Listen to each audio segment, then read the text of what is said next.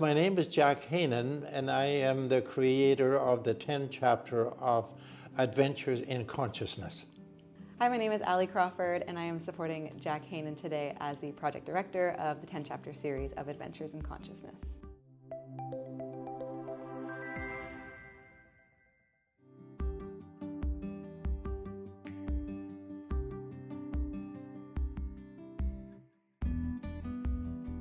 So, Jack, today we are here to discuss the Adventures in Consciousness 10-chapter series. Would you give me a little bit of an overview of what that series is about?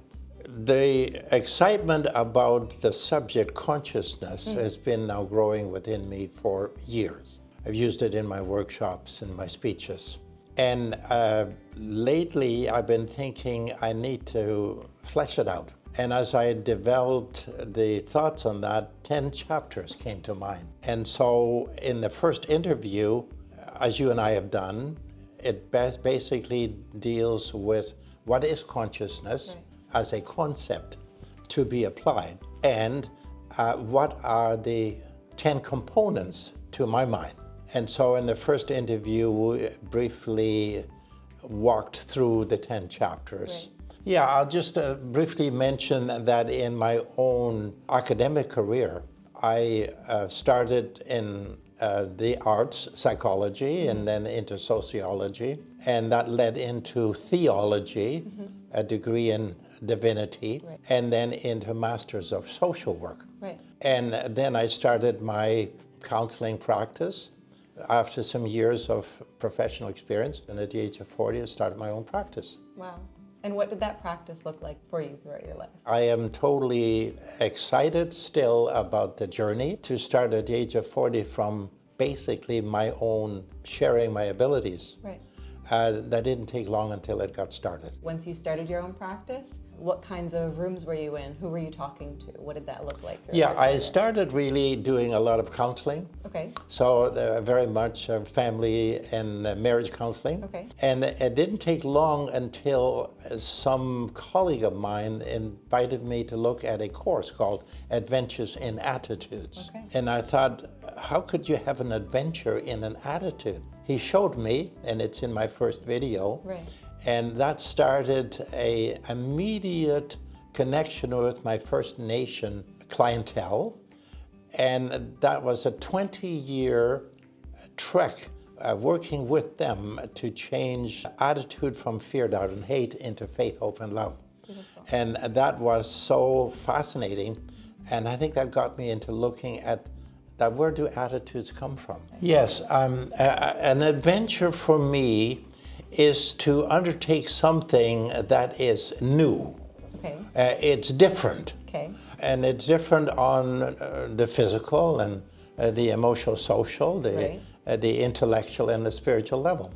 I remember fondly as a youngster living up in Holland that we would have Sunday school picnics.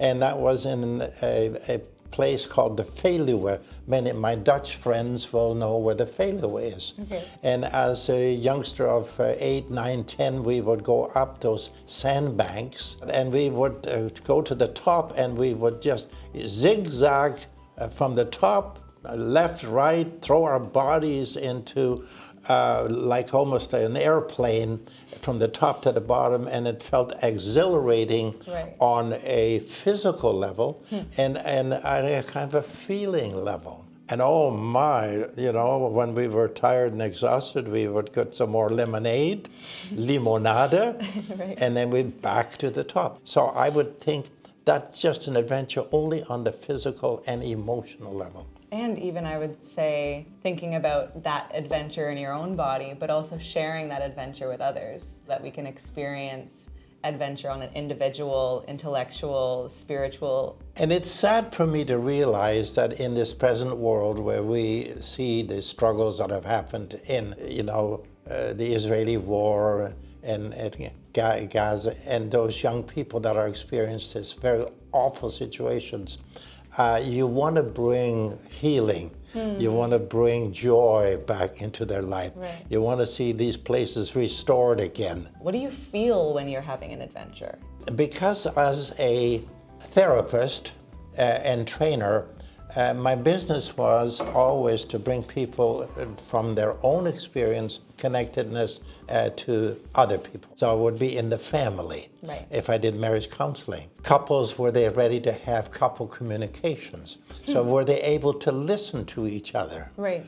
Because there was nothing but conflict, and so there's no breakthrough. Right. So I learned enough to realize if people want to improve, they have to learn how to speak and listen and express from a deeper level. Right. So marriage counseling could only take place if each was ready with skills to deal with the issues. Otherwise, I'd do it one-on-one and get them ready for that. So when we dealt with attitudes, change fear, doubt, and hate into faith, hope, and live in 3 days, then I would have to help them understand their relationship with themselves, their relationship with each other, and to appreciate the depth of their spirituality. And that was an adventure. Throughout this course, I will be constantly presenting my own and other people's importance of what is consciousness. Right. So in a simple way, which we will deal with the next video, consciousness is everything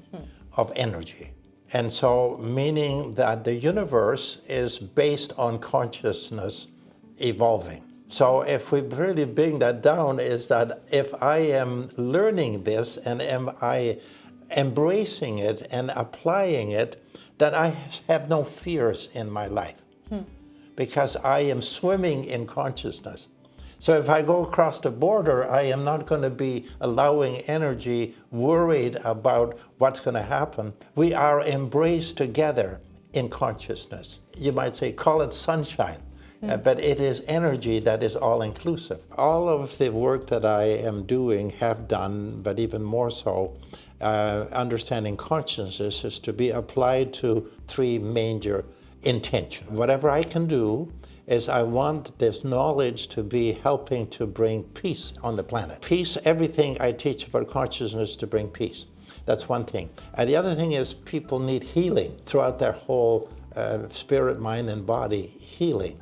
And so consciousness is the energy of healing. And the third is that I dearly believe in the community aspect. When people work together, right, across borders, in communities. So I am more trustful living in this universe because the creation of it is consciousness. Right. That is all there is. Now, if I'm spiritual, I might refer that to my belief in God, Creator.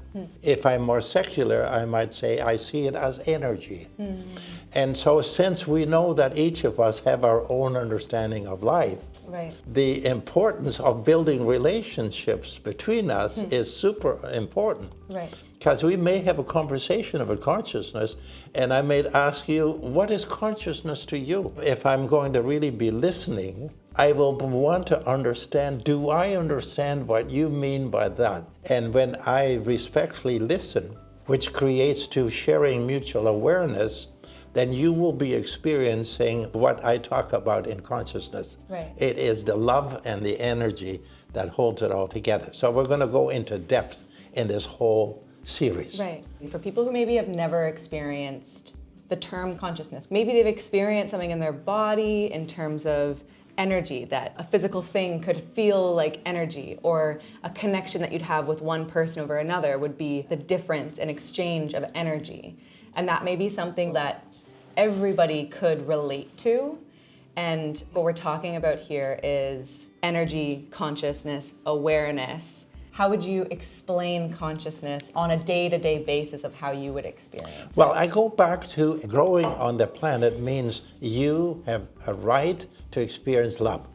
So from a family point of view, I am eternally grateful for growing up in my Dutch family. Friendship is another thing. When you have beautiful friendship, you are there for each other. Right. So if there's anything I can do in my life is to help people connect with each other, develop friendships, right?